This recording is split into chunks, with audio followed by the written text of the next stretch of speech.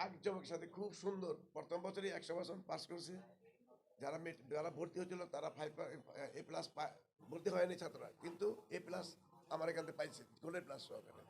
এটা একটা স্বপ্ন ছিল, কিন্তু যারা ক্ষমতা ছিল তারা আমার কাছ থেকে নিয়ে যাওয়ার কারণে কলেজটা এখন কি হয়েছে একবারই বলতে গেলে আর ধ্বংস হয়ে গেছে। কিন্তু ইন দ্য টাইম, মানে এই সময় আমার জগন্নাথ বিশ্ববিদ্যালয় কলেজ এখন আমাদের তেগুরি ইউনিয়নের টাকা তিনি এসে গেছে।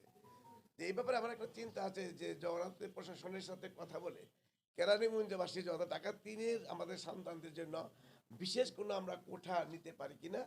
কিন্তু এত বড় একটা পাবলিক বিশ্ববিদ্যালয় থাকার পরও আসলে আরেকটা পাবলিক বিশ্ববিদ্যালয় করার কোনো সম্ভাবনা নেই। কিন্তু আমার যে কলেজটা আছে আল্লাহ আল্লাহ যদি সুযোগ দেয় তাহলে ওইটাকে তো 10 তলা ভবন করা হয়েছে, তো ওইটাকে আমরা প্রাইভেট বিশ্ববিদ্যালয় করার ব্যাপারে আমি চিন্তা রাখছি। কিন্তু এটা এই জন্য আমি প্রকাশ করি নাই মুখ দিয়ে, কারণ প্রকাশ করলেই তো হয় না, আবার কাজ হতেও আমাকে করতে হবে। এই হলো বিষয়টা আসলে। না করে দিয়ে ব্যাপারটা প্রথম বিষয়টা হলো যে আমাদের বিশেষ করে গার্মেন্টস এরিয়া, আমাদের যেটা আগানগর এবং কালীগঞ্জ এই অঞ্চলটা আসলে ওই কোনাকালতে আস্তে আস্তে সমস্যা হয়ে যায়। ওইটা বড় ধরনের একটা সেন্টার আছে, এটা ঠিকই আছে। আমার মনে হয় তাৎক্ষণিক সমস্যা সমাধানে ভূমিকা রাখার জন্য আগানগরে যেহেতু একটা পরিকল্পিত ব্যবসায়িক এলাকা, বান্ধব এলাকা হিসেবে আমাদের টার্গেট আছে, তো পাশাপাশি ওইটা যাতে আমরা করতে পারি আপনারা আমাদের জন্য দোয়া রাখেন। আর একটা যে কথা বলছেন আসলে খেয়াঘাটগুলির ব্যাপারে আমরা সবাই ভুক্তভোগী, একজন আমরা বাদ নেই।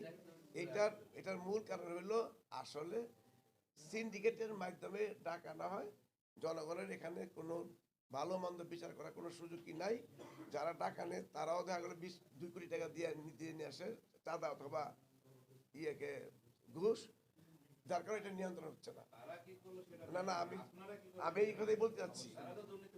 আমি না সেটাই বলতে চাচ্ছি। না না, আমি সেটাই আমি বলতে চাইতেছি, সেটা হলো এই জামাত নেতৃবৃন্দ স্পষ্ট বলছে যে আমরা জনগণের একটা টাকাও কোনোদিন আত্মসাৎ করব না।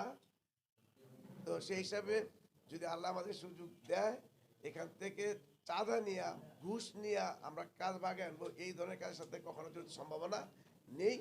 সুতরাং আশা করি এই জুলুম বেশি দিন থাকবে না, শুধুমাত্র সময়ের মাত্র।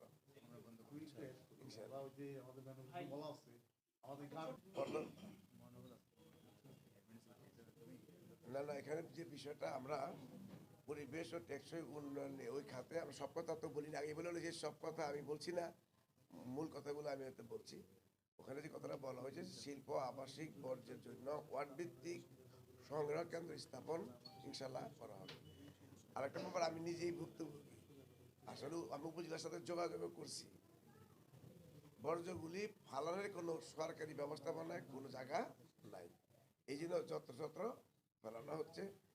আর যেহেতু সিন্ডিকেট এবং চাঁদাবাজির এটা ব্যবসা, বর্জ্য যে ফালানো হয় এইটাও একটা বড় ধরনের এখন ব্যবসা, এটা সিন্ডিকেটের হাতে এগুলো জিম্মি। তো এইটা তো আমরা তো আপনি বলছি যে আল্লাহ যদি আমাদের সুযোগ দেয়, যেহেতু আমরা চাঁদাবাজি খাই না, আমরা চাঁদাবাজি আমাদের অতীত করি নাই, এখনো করি না, ভবিষ্যতে আমরা করব না। জনগণকে ক্ষতি করে আমরা কোনো নিজেদের ব্যক্তিগত স্বার্থমুদ্ধার করব না। এই জন্য আমরা বলছি যে সময়ের ব্যাপার মাত্র।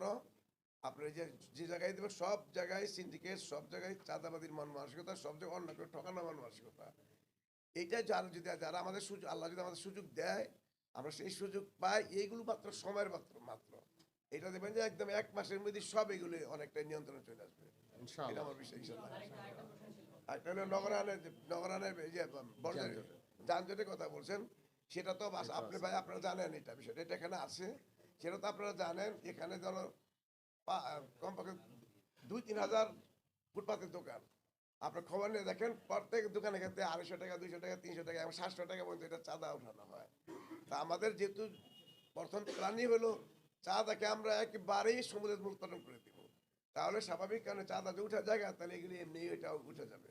তবে হ্যাঁ, একটা দ্বিতীয় কথা হচ্ছে গরিব লোকেরা কই রাখা, আবার লোকেরা এটা কিন্তু চিন্তা আমাদের আসছে, সাথে সাথে একটা কথা আসবে যে এতগুলো লোক কই রাখাই তো এখন আপনারা বন্ধ করে দিলেন।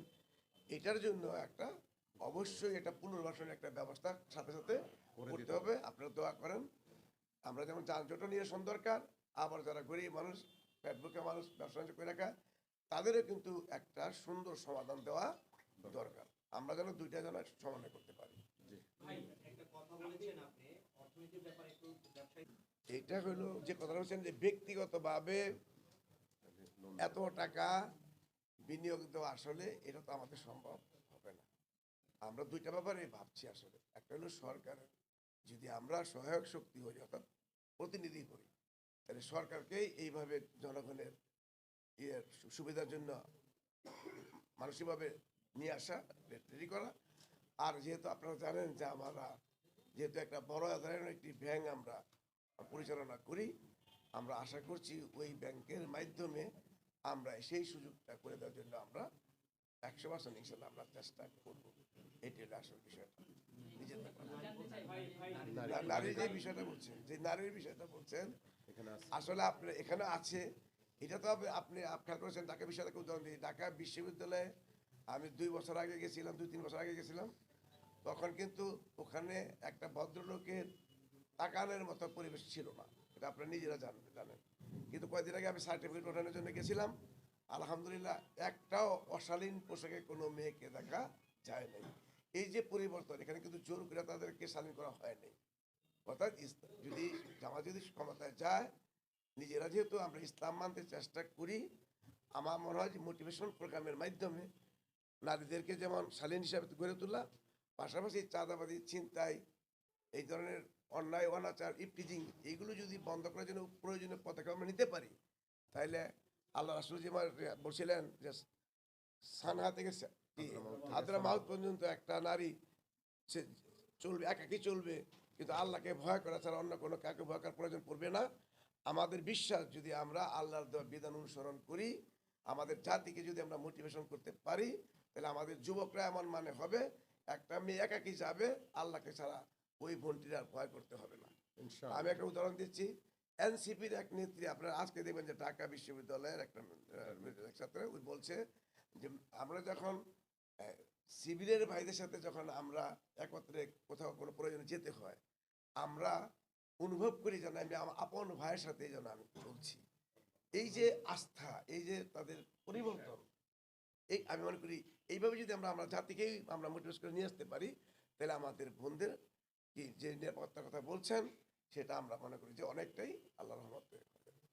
ভাই আপনি আপনার ইস্তেহারে বলেছেন চাঁদা ধরো না চাঁদাবাজি, এই ভূমিধ্বস তো চাঁদাবাজির একটা অংশ আসলে।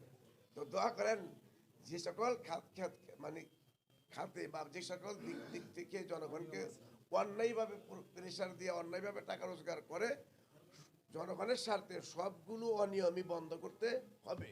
যদি বন্ধ করা না যায়, তাহলে তো আমরা যেই সেই, তাহলে আমাদের জনগণ ভোট দেওয়ার প্রয়োজনই বা কেন করছে। দোয়া করেন ইনশাল্লাহ অন্যায়ের যে সকল পথগুলো, সবগুলো পথই ইনশাল্লাহ আমরা বন্ধ করতে চেষ্টা করবো ইনশাল্লাহ। দোয়া করেন। Thank you.